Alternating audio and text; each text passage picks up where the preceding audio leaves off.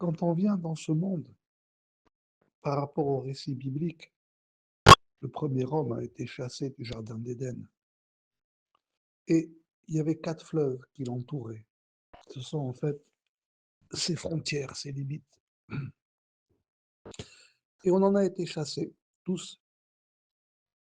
Donc quand on vient dans ce monde, on doit prendre conscience qu'on doit, c'est ce que j'appelle franchir l'océan, prendre la mer.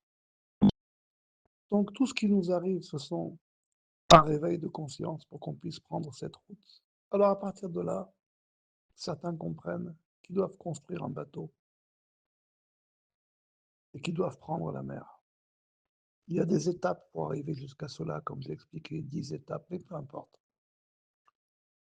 Une fois qu'on a franchi la mer, il faut être prêt à laisser son bateau. Il ne nous sert plus à rien. Il faut continuer la route à pied. Peu y arrivent. Mais ça fait partie des étapes. Dans cette vie, c'est la même chose. On est, on s'incarne, on a un corps, on le construit de diverses manières.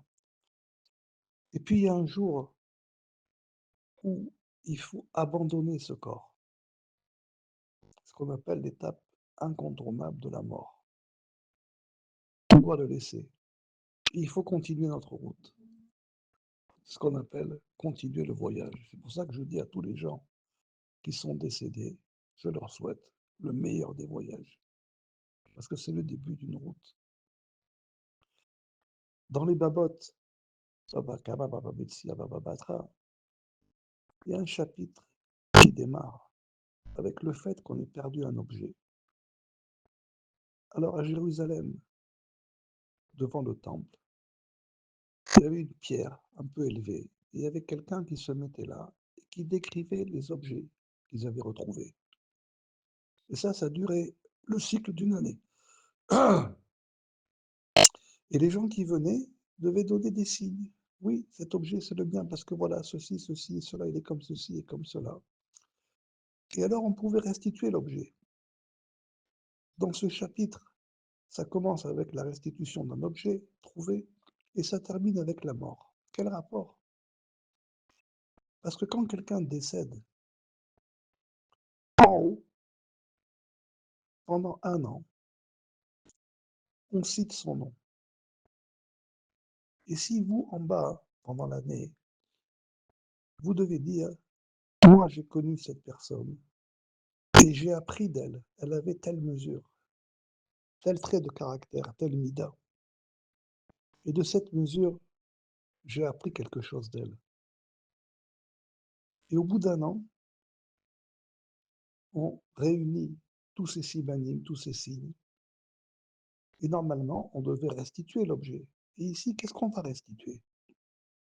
Qu'est-ce qu'on va restituer? Eh bien, on restitue à la personne qui nous a quittés ce qu'elle a enseigné en bas. C'est ça qu'on appelle son mérite. On lui redonne un mérite spécial. Ça dure une année. Pendant une année, son nom est mentionné. Après, c'est toujours possible, mais ce n'est pas quotidien. C'est pour ça qu'on fait des anniversaires, une fois par an. Et donc, quand les gens qui sont en deuil par rapport à leurs parents, il y a un des 10 commandements qui dit Kaved atavicha ve'et imecha. Littéralement, on traduit par honore, mais ça veut dire aussi donne du poids, afin que tes jours se rallongent. Pourquoi? Parce qu'avant de s'incarner, ce sont les enfants qui choisissent leurs parents pour une mesure particulière, une mida particulière, qui va les guider tout le long de leur vie. Et c'est pour ça qu'on dit pour que tes jours s'allongent. Parce que cette mesure pour laquelle on les a choisis, cette mida, elle nous guide tout au long de notre vie. Donc en fait, ce commandement des 10 commandements est là pour nous rappeler l'engagement qu'on a pris, qui va nous guider sur cette route, qui va nous amener à traverser les fleuves et à continuer jusqu'à la source de toute vie. Donc voilà brièvement quelques paroles pour consoler quelqu'un qui a perdu son papa, Moshe Castiel. Alors moi, je n'ai pas connu son papa, je n'ai pas connu, mais j'ai connu son fils et j'ai connu les midotes de son fils. Alors aujourd'hui, c'est la semaine de deuil.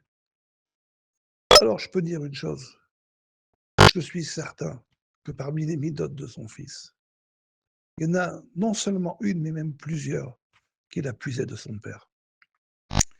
Donc, on souhaite à son père le meilleur des voyages. Vous savez, il y a quelques années, j'ai écrit et j'ai dit, on vit dans un monde inversé. Quand quelqu'un nous quitte en bas, c'est des pleurs. Il nous manque. Il y a un manque. Un décès d'un proche, c'est comme une amputation. Il nous manque quelque chose quand il part. C'est pour ça qu'on découpe le vêtement. On fait une kriya pour dire que notre vêtement spirituel a été déchiré. Il va falloir en refaire un nouveau. D'où l'importance des règles du deuil et du cycle de 7. Parce que les jours du défunt se rassemblent sur un cycle de 7 et après il peut prendre la route. Donc il y a des étapes aussi dans la route. Donc, je peux dire sincèrement que ne connaissant pas le père, je connais le fils. Et il y a forcément des bidotes qu'il a pris du père. Donc, bonne route. Et aussi, pour revenir à ce que j'ai dit sur ce système inversé, en bas, au moment du décès, c'est un deuil. Les gens pleurent, sont préoccupés. Bon, on est triste. Mais vous savez, en haut, c'est l'inverse. Quand quelqu'un arrive, c'est un jour de joie. C'est pas un jour de deuil, pas du tout, pas du tout, pas du tout, pas du tout. C'est un grand jour de joie, une grande joie, une grande fête. Une grande fête, car il arrive, il a enfin fait son voyage. Quand quelqu'un faisait autrefois un voyage en mer, des mois en mer, là on parle d'une vie. Imaginez, il arrive. Qu'est-ce qu'on fait? On lui change ses vêtements, on le fait asseoir, on lui donne à boire, à manger, il se repose. On lui dit voilà ta chambre. C'est la même chose. C'est un jour de fête. Par contre, dans ce monde, en bas, nous, quand quelqu'un naît, c'est une fête. On est content, une naissance. On fait toujours une fête. Mais en réalité, en haut, c'est un jour de grande angoisse. Il est descendu. C'est dangereux. Un tas de choses peuvent lui arriver, pour le bien comme pour le mal. Donc les gens sont très inquiets en haut. C'est ça qu'on dit que ce monde, c'est le miroir de l'autre monde. Tout dépend de quel côté on se place du côté du miroir. Mais quoi qu'il en soit, qu'on descende ou qu'on remonte, c'est toujours une route à traverser. Alors on lui souhaite le meilleur des voyages.